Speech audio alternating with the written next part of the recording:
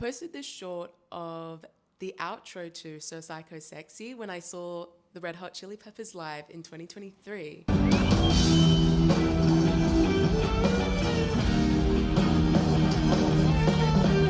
And someone in the comments said, "This is the best outro ever." And I was like, wait a minute, you are completely right. I think it is my favorite musical outro of all time. Let me talk about it. The outro begins at 5 minutes 37 seconds, we did the math, and it takes you through this rolling chord progression of E minor, D sharp, A sharp, D, G sharp, D sharp, C minor, G sharp to G.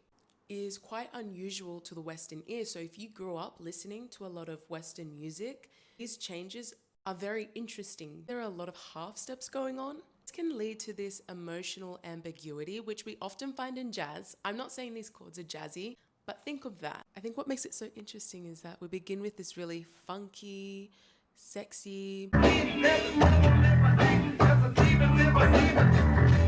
overtly sexual song. Because there was this really beautiful girl there at the studio, and I was thinking, if Anthony doesn't fuck tonight, then I'm not doing my job as a guitar player. So Psycho Sexy speaks to sort of this sexual alter ego. So psycho sexy, that is me.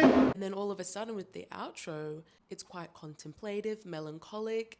All the half steps sort of denote this internal conflict. And to me, that kind of represents the downside of this bachelor lifestyle. Yes, you're having a lot of fun, but a lot of these connections, so to speak, are short-lived, and that's not necessarily sustainable all the time. It can be hard, and you can feel left alone. Sometimes I feel like I don't have a partner. In preparation for this video, I was watching a lot of YouTube videos about this outro, you know, guitar tabs and whatnot, and someone in the comments wrote, Frusciante's licks were very Hendrix-esque.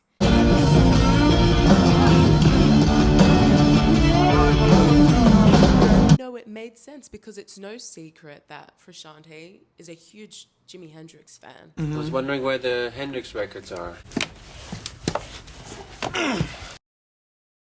But those licks are not performed by someone who is copying Hendrix.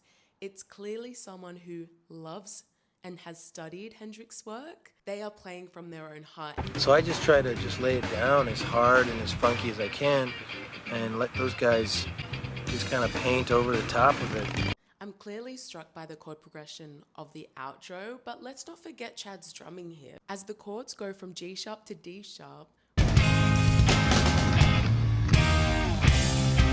we hear Chad's drum fills, which build this emotion. You feel very taken by the piece of music. When the G chord is played, which is the last chord of this progression, Frusciante is playing downstrokes. Chad is also emphasizing those downstrokes, which again emphasizes the emotion, but also adds to the rolling effect of the drums, which gives you non-resolution.